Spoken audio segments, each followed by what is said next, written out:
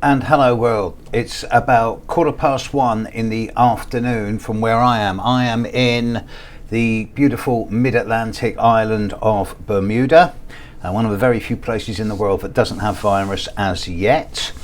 And I'm working at the retreat called My Serenity in the centre of Bermuda Island. So a big thank you to all the people at My Serenity. This is the 7th time in 7 years I've been here, and they look after me so well. I'm just doing readings for all my clients in Bermuda and a couple of clients who have, for some reason, flown over from the USA to see me directly. I've still got a few spaces left at the start of next week before I'm back in the UK around the 19th, 18th, 19th onwards. And as I speak, it is full moon. It's actually full moon in 2 hours from now, just under 2 hours from now. It's full moon opposite Neptune. The sun is conjunct Neptune. This is particularly affecting people born yesterday, today, tomorrow, regardless of what year. But it's also full moon opposite Neptune. Now, I fingered this full moon a good couple, 2.5 months ago. I suggested a month ago on a video that this full moon would be the kind of peak of the panic around the virus. And at the moment, the coronavirus, or COVID-19 as it's called, is sweeping the world. And it seems to me that the world is basically split into 2 different mindsets of people. There's those people who are walking around in masks and getting angry if people breathe on them, and panicking and doing everything they can to buy masks, take flu virus shots, to do everything they can to preserve themselves. And fair play, you're absolutely right in doing what you're doing. There's a second mindset of people who are going, genie's out the bottle. It may or may not be airborne, but it's certainly out the bottle. Everyone's going to get this, everyone. No one's going to get away with this. And 2% of people are going to die. And another 5 or 6% of people are going to have a really rough time. And 85% of people are going to see it as just like a cold or a bad attack of flu, and then it's going to pass.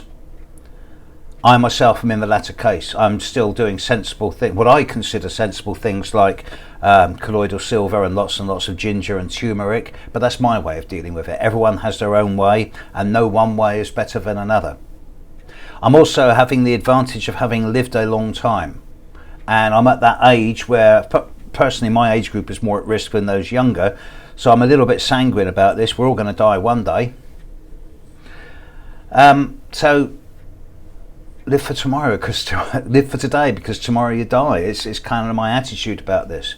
However, from an astrological perspective, this full moon today is the start of one of the 2 craziest periods, one of the 3 craziest periods of 2020.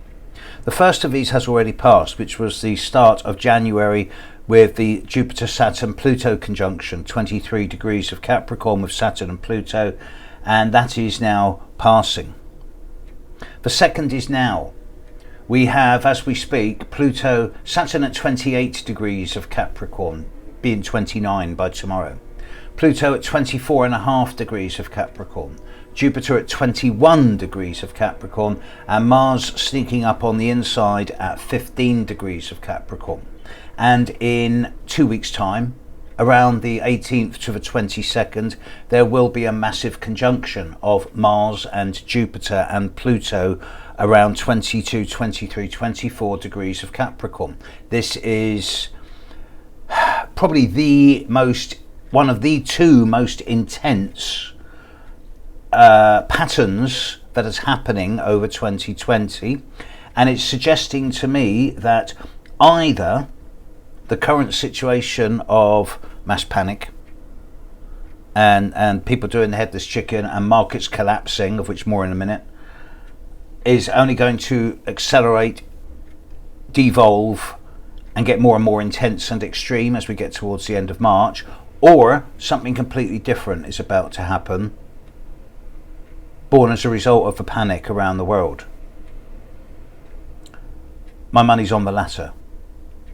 it could be just a complete collapse of the markets. I looked 10-15 minutes ago for recording this video, and looking at just the British markets and the American markets, they are both more than 20% down than where they were 3 weeks ago. There is a financial collapse happening. This is a correction. This is not the end of history. This is not the end of the stock market. It's a correction. The markets have been overheating for far too long. I note also that gold has gone up over 50% in the last 3 or 4 months. Don't buy gold now, you've missed the boat. Wait, it's going to come back down in value, and then it's a good time to buy. I've always advised clients not to invest in the stock market and not to invest in commodities, including precious metals or coffee, even though that's the best stock, unless you've got lots and lots of money. I've always advised clients with investment money to invest that the best thing to do is to invest in residential property, not because it gives a fast or good return, but it gives a steady, constant return over a consistent period of years. People always need somewhere to live. But it does seem at this time that the world's going crazy. I'm dealing with so many people who are either panicking and buying all the toilet rolls ever made in existence, building castles out of toilet rolls and tissues, or they're just looking at everyone else around them and shaking their head and going, what the hell is going on? Why are they panicking? And well, this is a peak astrologically. This will be over by the end of March. Now, I'm sure the virus will still be around by the end of March, but I honestly believe that it will be in a state of containment, or at least past its worst by that time. I've seen a number of predictions that suggest that it is going to disappear, possibly to resurface in October, possibly to resurface again in years to come. But this is not an extinction event. It doesn't matter whether this is a natural cause phenomena or whether it comes from a laboratory, and it doesn't matter which country, if it was invented in or where it's come from, it's here. And yes, the paranoid and the phobic can dig out their conspiracy theories and say, oh, it's all so-and-so's fault and it was made in this country and it's a political game. Why buy into the fear? Why buy into the hype and spin? That's a distraction. The sensible people are just going about their lives. They're adapting to what's going on. They're making the best of it, knowing that this is not a permanent situation and it will resolve itself sooner rather than later. And yes, 2% of people may die. Primarily those who are already elderly and infirm and who have complicated health situations anyway, not exclusively.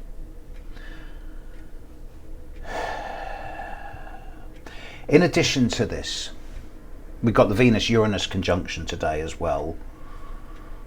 Uranus has moved into 4 degrees of Taurus. The slow but consistent approaching breakdown of large-scale, long-term financial institutions gathers pace. Certainly is a case for saying if you've got disposable income, then it's probably, rather than put all your eggs in one basket, it is a good idea to put 5 to 10% of your money you can afford to lose, but still 5 to 10% into cryptocurrency, because that will be the emerging future where there are no banks and no bankers and every transaction is public. That's part of the growing trend towards transparency that's slowly pervading the world. It has to happen. That's the only way we can restore trust in each other, if everything is transparent and there are no more secrets.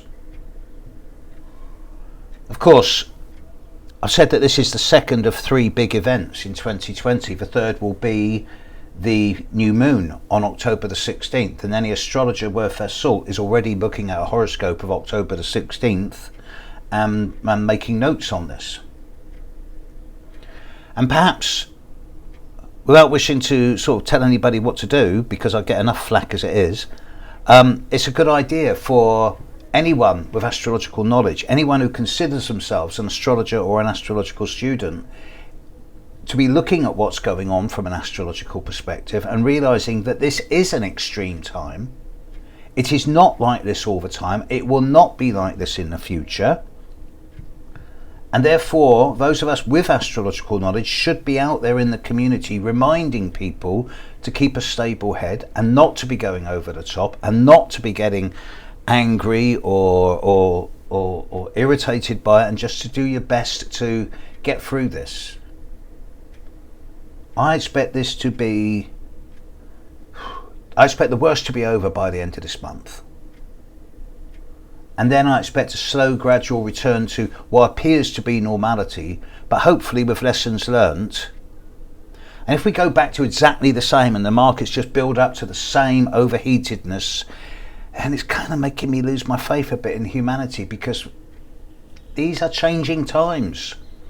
And if we don't have a place where there's more equality, more transparency, whether it is financial, environmental, or particularly on gender equality, because the disparity between men and women is still extreme, then we as a species are pretty screwed. Okay, enough of my soap opera, enough of my soapbox.